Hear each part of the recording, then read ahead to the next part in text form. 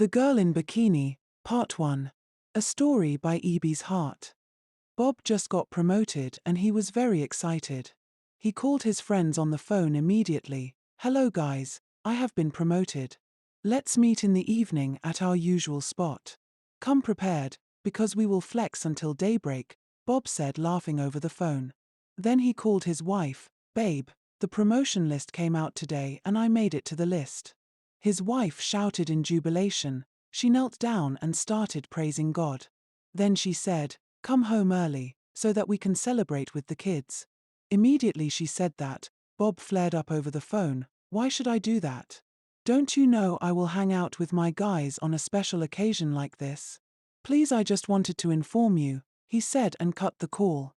His wife felt bad. She felt unwanted and neglected.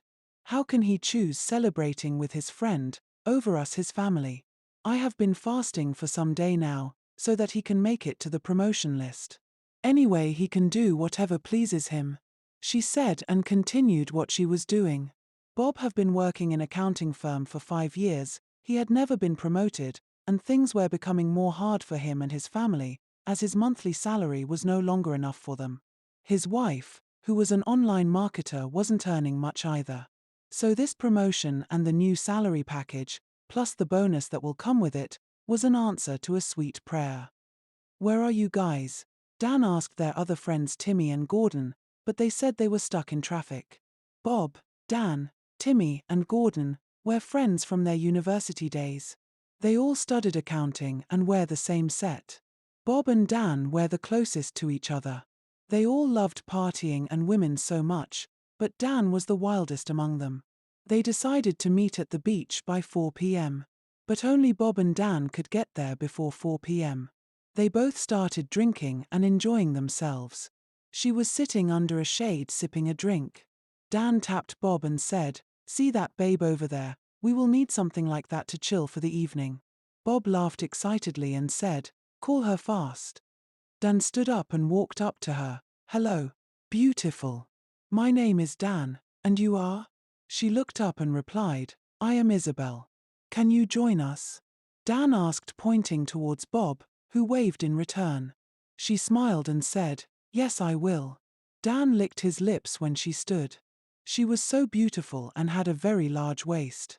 Isabel joined them and they were all drinking. After a while, Timmy and Gordon called that they couldn't make it. Bob booked a room at the inn around the beach. He took Isabel, and they both retired to have some fun. Dan also got a girl for himself.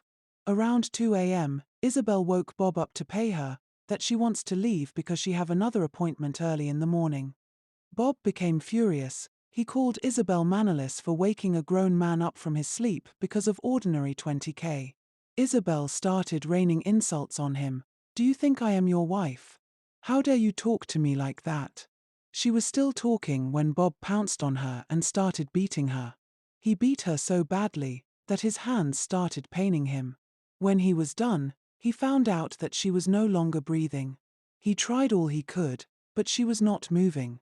He called Dan to come to his room immediately. Dan got there and was shocked at what he saw. "How can you beat her?" Bob answered arrogantly, "I just slapped her a couple of times. Is that enough to become unconscious?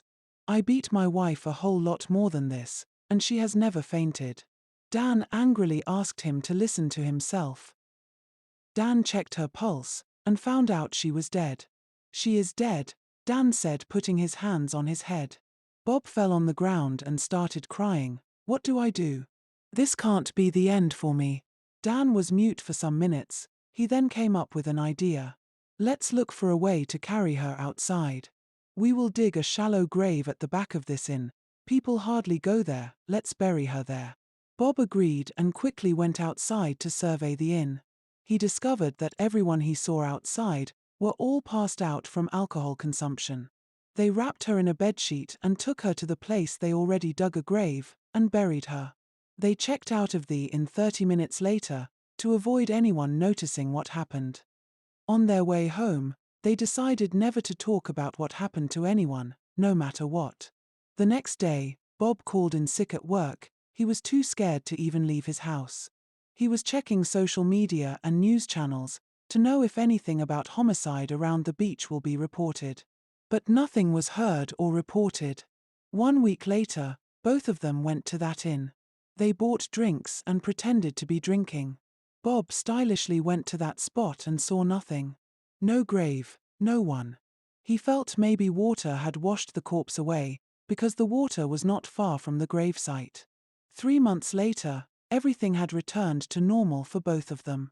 Although they still look over their shoulders, but it was not like before again.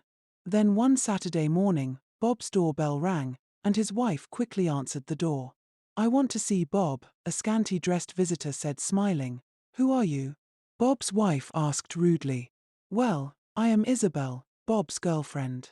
Bob rushed out immediately he heard girlfriend, and discovered it was the girl on Bikini that died in his hands few months ago. He fainted.